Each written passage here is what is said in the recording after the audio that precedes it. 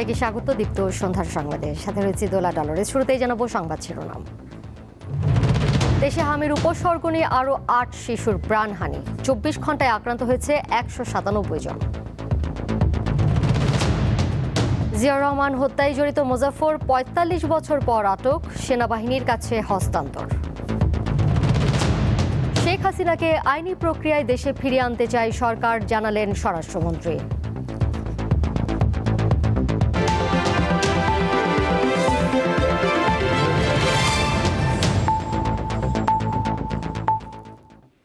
গত ২৪ ঘন্টায় দেশে হামির উপসর্গ নিয়ে আরও ৮ শিশু মারা গেছে। তবে এই সময় নিশ্চিত হামে কেউ মারা যায়নি।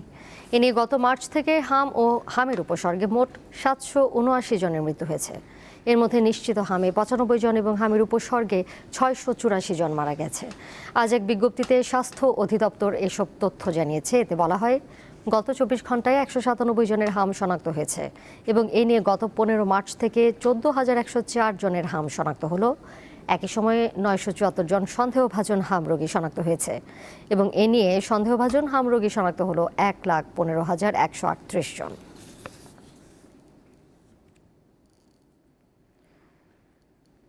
সাবেক রাষ্ট্রপতি জিয়াউর রহমানের হত্যার ঘটনায় সাবেক মেজর মোহাম্মদ মুজাফফর হোসেনকে আটক করেছে ঢাকা মহানগর গোয়েন্দা পুলিশ। তিনি ৪৫ বছর ধরে পলাতক ছিলেন। আইনগত ও প্রশাসনিক প্রক্রিয়ার অংশ হিসেবে তাকে সেনাবাহিনীর কাছে হস্তান্তর করা হয়েছে। তার বিরুদ্ধে আদালতের দেওয়া দণ্ড কার্যকরের বিষয়ে পরবর্তীতে ব্যবস্থা নেওয়া হবে। ১৯৮১ সালের ৩০ মে চট্টগ্রাম সার্কিট হাউসে একদল বিদ্রোহী সেনা কর্মকর্তার হামলায় নিহত হন তৎকালীন রাষ্ট্রপতি জিয়াউর রহমান। দীর্ঘ বিচারিক প্রক্রিয়া শেষে মামলার রায়ে ১৩ জন সেনা কর্মকর্তাকে মৃত্যুদণ্ড দেওয়া হয়। পরবর্তীতে উচ্চ আদালতও সেই রায় বহাল রাখে। পরে কয়েকজনের মৃত্যুদণ্ড কার্যকর হলেও দীর্ঘদিন ধরে পলাতক ছিলেন মেজর মুজাফফর।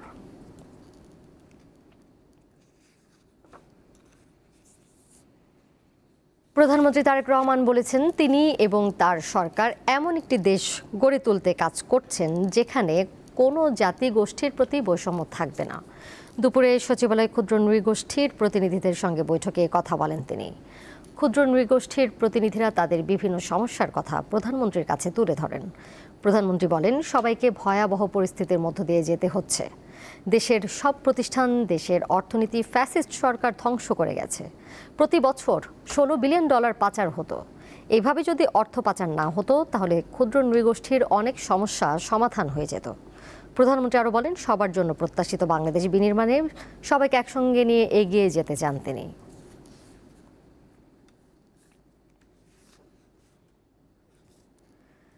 শেখ হাসিনাকে আইনি প্রক্রিয়ায় দেশে ফিরিয়ে আনতে চায় সরকার। তবে প্রক্রিয়া কিভাবে হবে, ভারত সরকার তাদের আইন অনুযায়ী বিষয়টি দেখবে বলে জানিয়েছেন স্বরাষ্ট্রমন্ত্রী। দুপুরে সচিবালয়ের সংবাদ সম্মেলনে এসব কথা বলেন তিনি। এ সময় এইচএসসি পরীক্ষার্থীদের আন্দোলন প্রসঙ্গে মন্ত্রী জানান, সরকারকে বিব্রত করতে একটি মহল ঘোলা পানিতে মাছ শিকার করতে চায়।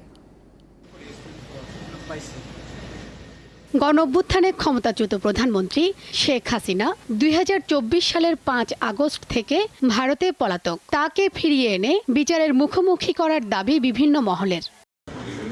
সচিবালয়ে বুধবার স্বরাষ্ট্রমন্ত্রীর সংবাদ সম্মেলনে ফের উঠে আসে এই প্রসঙ্গ। তিনি বলেন, সাজাপ্রাপ্ত আসামি হিসেবে দেশে ফিরলে তাকে গ্রেফতার করে রায় কার্যকরের ব্যবস্থা নেওয়া হবে। এছাড়া আইসিটি এবং সন্ত্রাস বিরোধী আইনে ব্যক্তি শেখ হাসিনার পাশাপাশি আওয়ামী লীগকে নিষিদ্ধ করা বা বিচারের মুখোমুখি করা যাবে বলেও মন্তব্য করেন তিনি। প্রত্যাবর্তনের যে ঘোষণা ওখান থেকে মাঝে মাঝে দিচ্ছে, তো সেটা তো কিভাবে দিচ্ছে জানি না। আমরা তো তাকে আইনানুগভাবে ফেরত চাই। ভারত সরকারের বিষয়, এক্সট্রাডিশন চুক্তি অনুসারে তাকে ফেরত দিতে গেলে তারা ট্রাভেল ডকুমেন্ট দিয়ে পাঠাবে না অন্য কোনোভাবে পাঠাবে, তারা সেই আইনানুগ ব্যবস্থাটা তারা নেবে। শিক্ষার্থীদের চলমান আন্দোলন প্রসঙ্গে স্বরাষ্ট্রমন্ত্রী বলেন, গত অন্তর্বর্তী সরকারের সময় থেকে এমন অপসংস্কৃতি চালু হয়েছে। বিভিন্ন ইস্যুতে নিজেদের পরিচয় গোপন করে এখানে একটা ঘোলা পানিতে মাছ শিকারের ব্যবস্থা করতে চায়। এই ট্রেন্ডটা ইন্টারিম গভর্নমেন্টের সময় দেখা গিয়েছে যে সচিবালয়ে ঢুকে গিয়ে পরীক্ষা স্থগিত করা বা বিনা পরীক্ষায় পাশের ঘোষণা, এই সমস্ত একটা অপকালচার তখন দেখা গিয়েছে, যেগুলোকে তারা হয়তো নিয়ন্ত্রণ করতে পারেনি, যার কারণে তারা এখনও সেই টেন্ডেন্সিটা বহাল রেখেছে। তবে শিক্ষার্থীদের ওপর কোনো ধরনের ব্যবস্থা না নিতে পুলিশকে নির্দেশ দেওয়া হয়েছে বলে জানান তিনি। যারা আন্দোলন করছে তাদের মধ্যে অনেকে দেখা যায় আসলে ছাত্রই না। শিউলি শবনম, দীপ্ত সংবাদ, ঢাকা। যথাযোগ্য মর্যাদায় আজ পালিত হচ্ছে জুলাই শহীদ দিবস। 2024 সালের জুলাই মাসে শান্তিপূর্ণ কোটা বিরোধী আন্দোলনের শুরুর দিনগুলোতে পুলিশ, যুবলীগ, ছাত্রলীগের অতর্কিত হামলায় অগ্নিগর্ভ হয়ে ওঠে ঢাকা সহ সারা দেশের রাজপথ। জোরালো হয় শিক্ষার্থীদের আন্দোলন। ক্ষুব্ধ শিক্ষার্থীরা তখন অন্যান্য দাবি নিয়েও মাঠে নামেন।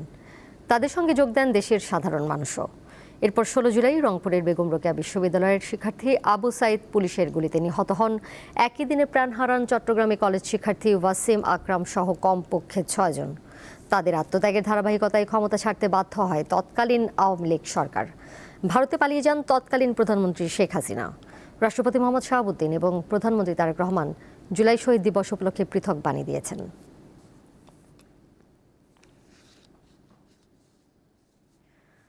গণঅভ্যুত্থানের বৈধতা অবৈধতার প্রশ্নে জনগণই সর্বোচ্চ বিচারক বলে মন্তব্য করেছেন সুপ্রিম কোর্টের জ্যেষ্ঠ আইনজীবী শিশির মনির। দুপুরে এক সংবাদ সম্মেলনে তিনি বলেন, জুলাই জাতীয় সনদ বাস্তবায়ন আদেশই জনগণের সার্বভৌম ক্ষমতা ও অভিপ্রায় প্রকাশের একমাত্র আইনগত মাধ্যম।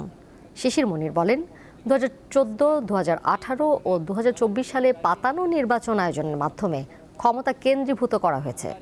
এতে একনায়কতান্ত্রিক শাসন ব্যবস্থা প্রতিষ্ঠা করা হয়। ন্যায় বিচার, আইনের শাসন ও মানবাধিকার ভুলুণ্ঠিত করে বিচারালয়কে রাজনৈতিক উদ্দেশ্যে ব্যবহার করা হয়েছে। গুম, খুন, নির্যাতন ও আয়নাঘর ছিল নিত্যদিনের বাস্তবতা। জুলাই সনদ বাস্তবায়ন জরুরি বলেও মনে করেন তিনি। বর্তমান সংবিধানে সরাসরি গণ অভ্যুত্থানের কোনো বিধান নেই। তবে সংবিধানের 7 অনুচ্ছেদে বলা হয়েছে প্রজাতন্ত্রের সকল ক্ষমতার মালিক জনগণ, অর্থাৎ সার্বভৌম ক্ষমতার মূল উৎস জনগণ। জনগণ নিয়মতান্ত্রিক উপায়ে সরকার পরিবর্তনের পথ কার্যত বন্ধ হয়ে যায়। যখন বন্ধ হয়ে যায় তখন জনগণ গণ অভ্যুত্থানের মাধ্যমে তাদের ইচ্ছার বহিঃপ্রকাশ ঘটাতে পারে। সৌদি আরবে সড়ক দুর্ঘটনায় প্রাণ হারিয়েছেন বাংলাদেশি 2 সহোদর ভাই। বুধবার বাংলাদেশ সময় রাত 2টার দিকে রিয়াদ থেকে জেদ্দায় ফেরার পথে তাদের বহনকারী প্রাইভেট কারের সঙ্গে বিপরীত দিক থেকে আসা একটি গাড়ির মুখোমুখি সংঘর্ষ হয়। এতে ঘটনাস্থলে গুরুতর আহত হন তারা, পরে তাদের মৃত্যু হয়। নিহতরা হলেন লক্ষ্মীপুরের চন্দ্রগঞ্জের গণিপুর খলিফার বাড়ি এলাকার কামারহাট বাজারের আব্দুল মালিকের ছেলে ফয়েজ আহমেদ সজীব ও ফরহাদ হোসেন সুজন। নিহত 2 ভাইয়ের মরদেহ দ্রুত দেশে ফিরিয়ে এনে নিজ গ্রামে দাফনের ব্যবস্থা করতে সরকারের সংশ্লিষ্ট কর্তৃপক্ষ ও বাংলাদেশ দূতাবাসের সহযোগিতা কামনা করেছেন তার পরিবারের সদস্যরা।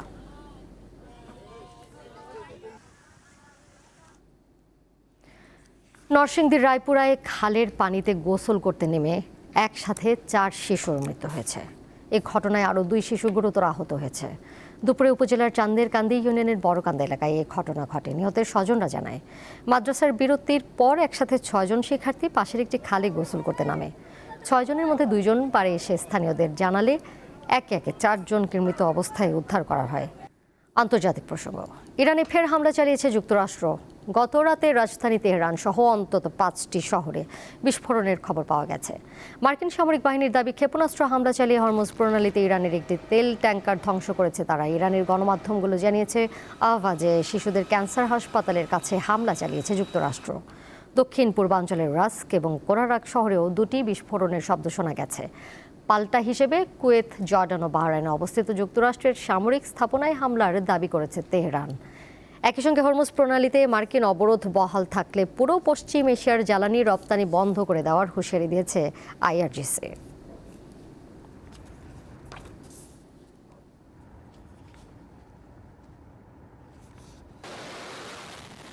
কানাডার উত্তর পশ্চিমাঞ্চলে দাবানল আরও ভয়াবহ আকার নিয়েছে। দেশটিতে বর্তমানে 835টি স্থানে আগুন জ্বলছে, যার মধ্যে শতাধিক এখনও নিয়ন্ত্রণের বাইরে। আল জাজিরা জানায়, দেশটির উত্তর পশ্চিম অন্টারিওর দাবানল থেকে ছড়িয়ে পড়া ঘন ধোঁয়ায় টরন্টোর আকাশ কমলা রং ধারণ করেছে। একই ধোঁয়া সীমান্ত পেরিয়ে যুক্তরাষ্ট্রের নিউ ইয়র্ক সহ উত্তর পূর্ব মধ্য পশ্চিমাঞ্চলে ছড়িয়ে পড়ায় লাখো মানুষের জন্য স্বাস্থ্য সতর্কতা জারি করা হয়েছে। কানাডা সরকার জানিয়েছে, বুধবার পর্যন্ত দেশটিতে 835টি দাবানল জ্বলছিল। এর মধ্যে 112টির আগুন এখনও নিয়ন্ত্রণের বাইরে। এরই মধ্যে প্রায় 19 লাখ হেক্টর জমির বনভূমি পড়ে গেছে। সবচেয়ে বেশি ক্ষতিগ্রস্ত হয়েছে ম্যানিটোবা, সাসকাচুয়ান ও অন্টারিও প্রদেশ।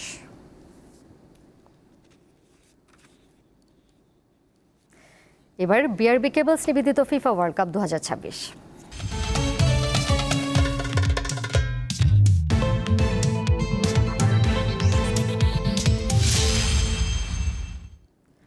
রোমাঞ্চ আর প্রত্যাবর্তনের গল্প লিখে বিশ্বকাপ ফুটবলের ফাইনালে ওঠা আর্জেন্টিনাকে নিয়ে উচ্ছ্বসিত সমর্থকরা।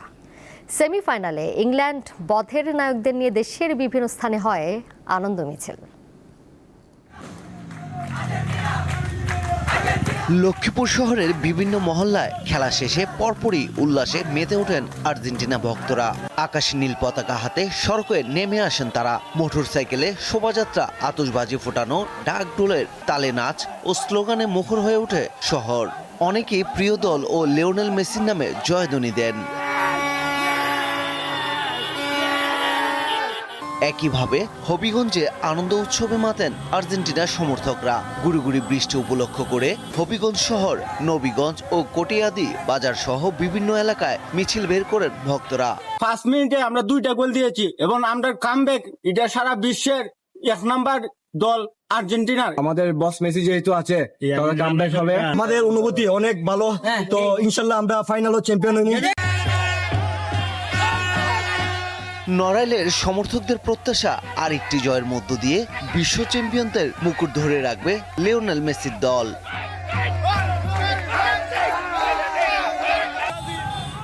পটুয়াখালীতে মোটরসাইকেল শোভাযাত্রা ও আনন্দ উল্লাস করেন বর্তমান চ্যাম্পিয়নদের সমর্থকরা।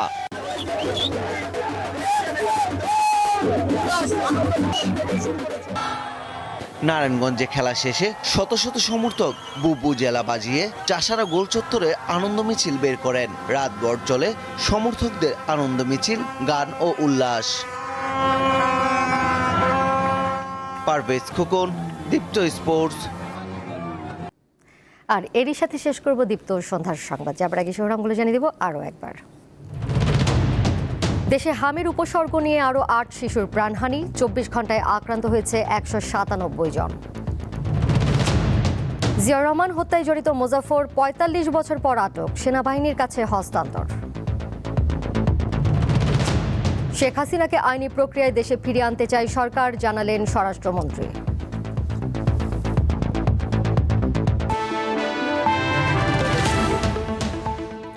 এই ছিল এখনকার মতো।